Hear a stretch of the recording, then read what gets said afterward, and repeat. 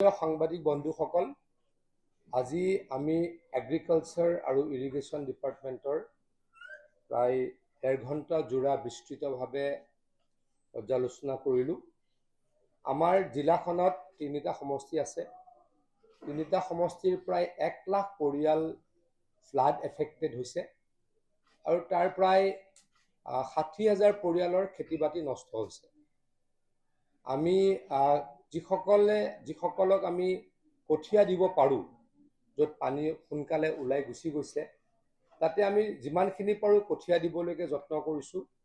আৰু আমি ডাইৰেক্টলি ধান সিঁচিও দিয়ে। 2টা প্ৰক্ৰিয়াৰে আমি খেতি কৰোঁ। এটা কঠীয়া ৰুই আৰু এটা আমি ডাইৰেক্ট ধান সিঁচি দিওঁ। 2টা প্ৰক্ৰিয়াৰে আমি খেতিয়কসকলক সহায় কৰিবলৈ যৎপৰোনাস্তি চেষ্টা চলাইছোঁ। তাৰ পাছতো কিছু খেতিয়কে ধান খেতি কৰিব নোৱাৰিব, কাৰণ তেওঁলোকৰ খেতি পথাৰত এতিয়াও পানী আছে আৰু এসপ্তাহ 10 দিন পানী থাকিব, ধান খেতি কৰাৰ সময় নাইকিয়া হৈ যাব। আমি পৰ্যালোচনা কৰিছোঁ যিসকলক আমি ধান খেতিৰ কঠীয়া দি সহায় কৰিব নোৱাৰিলোঁ বা ডাইৰেক্ট চিডিং বুলি কয়, আমি ধান দিও সহায় কৰিব নোৱাৰি দিবলৈকে আমি সাজু আছোঁ। আমাৰ লগত ডাইৰেক্ট চিডিঙৰ ধান এভেইলেবল আছে, কঠীয়া এভেইলেবল নাই। ডাইৰেক্ট চিডিং কৰা যিটো ডাইৰেক্টলি কঠীয়া ছটিয়াই দিয়ে, সেইটো আমাৰ লগত এভেইলেবল আছে। কিন্তু যিহেতু পানী ওলাই তেওঁলোকৰ পথাৰৰ পৰা নাযায়, তেওঁলোকো অপাৰক, আমাৰ কঠীয়া পালেও খেতি কৰিবলৈ অপাৰক। কিন্তু আমি আমাৰ এই বানত বিপৰ্যস্ত হোৱা মানুহখিনিক সহায় নিশ্চয়কৈ কৰিবই লাগিব।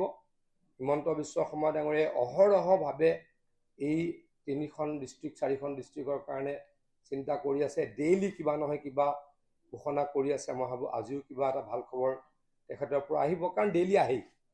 গতিকে এগ্ৰিকালচাৰ ডিপাৰ্টমেণ্ট বা ইৰিগেশ্যন ডিপাৰ্টমেণ্টটো আমি বহি থাকিব নোৱাৰোঁ।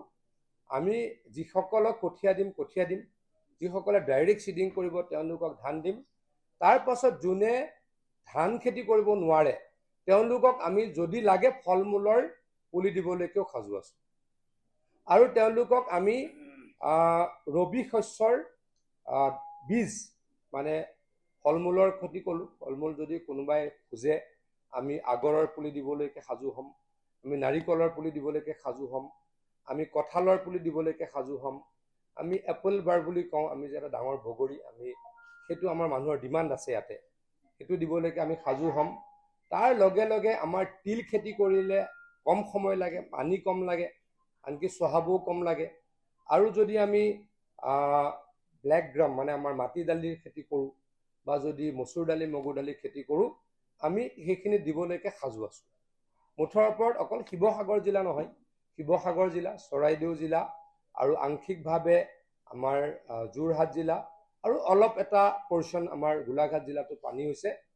ভয়ংকৰ পানী, আনপ্ৰেচিডেণ্টেড, আননেচাৰেল, আৰু মথাউৰিৰ ওপৰেৰে 4-5 মিটাৰ পানী গৈছে।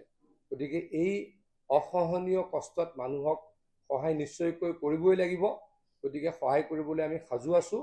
আমাৰ ডিপাৰ্টমেণ্টে লিষ্ট বনাব কোনে কি কৰিব, কোনে ডাইৰেক্ট চিডিং কৰিব মানে ধান সিঁচি দিব, কোনে কঠীয়া দিব, আৰু কোনে আমাৰ মাহজাতীয় খেতি কৰিব, কোনে তিল খেতি কৰিব, কোনে ফল মূলৰ পুলি ল'ব, কোনে আগৰৰ পুলি ল'ব। আমি এখন লিষ্ট কৰিম।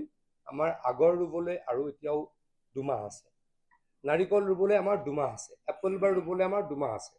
গতিকে এইখিনি সময়ত আমাৰ এই উজনি অসমৰ এই 4খন জিলাৰ ব্যক্তিসকলক সহায় কৰিবলৈকে আমি চেষ্টা কৰিছোঁ। মই আশা ৰাখিছোঁ যিসকল মানুহ বিপদত পৰিছে তেওঁলোকৰ ভাল হওক, ভগৱানৰ ওচৰত প্ৰাৰ্থনা জনাইছোঁ।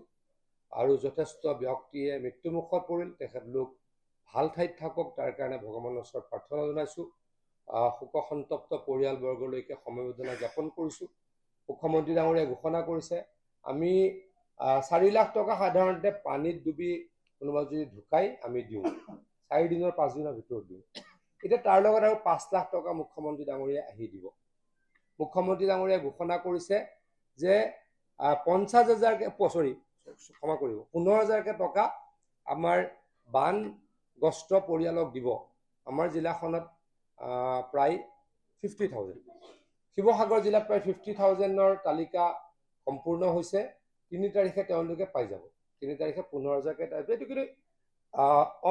এইটো ইণ্টাৰিম প্ৰথম পৰ্যায় এনেকুৱা কোনোবাই এইটো উলিয়াই দিছে 15,000 দিলে এইটো কেনেকুৱা হ'ব সেইটো নহয় এছেছমেণ্ট টিম আহিব ঘৰ ভাঙিলে আমাৰ এটা হিচাপ থাকে 1 লাখ টকালৈকে ঘৰ পায় আৰু খেতি মাটি নষ্ট হ'লেও পায় আৰু ইউটেনচিলছ বাচন বৰ্তনৰো টকা পায় কিতাপ বহিৰো টকা পায় তেনেকুৱা এটা হিচাপ থাকে এতিয়া মানুহে উলিয়াই দিয়ে 15,000 টকাই কি হ'ব 15,000 টকা নহয় তাতকৈ বহুত বেছি পাব যোনে পাব লাগে গতিকে আমি এইখিনি আৰম্ভণিহে কৰিছোঁ আৰু মুখ্যমন্ত্ৰী ডাঙৰীয়াই আকৌ কৈছোঁ ডেইলি কিবা নহয় কিবা এটা ঘোষণা কৰিছে তেনেকৈ ঘোষণা কৰিলে নামঘৰত 2 লাখকে টকা দিম বুলি 1.5 লাখকে টকা দিম বুলি স্কুলত 2 লাখকে টকা দিম বুলি গতিকে ডেইলি মুখ্যমন্ত্ৰী ডাঙৰীয়াই কিবা নহয় কিবা ঘোষণা আমাৰ উজনি অসমৰ বান বিধ্বস্ত জিলাকেইখনৰ কাৰণে কৰি আছে আৰু কৰিব আমি দৃঢ়ভাৱে বিশ্বাসী এটা কথা আকৌ কৈছোঁ এগ্ৰিকালচাৰ ডিপাৰ্টমেণ্টৰ পৰা যিখিনি কৰিব পাৰোঁ মই আকৌ আহিম মই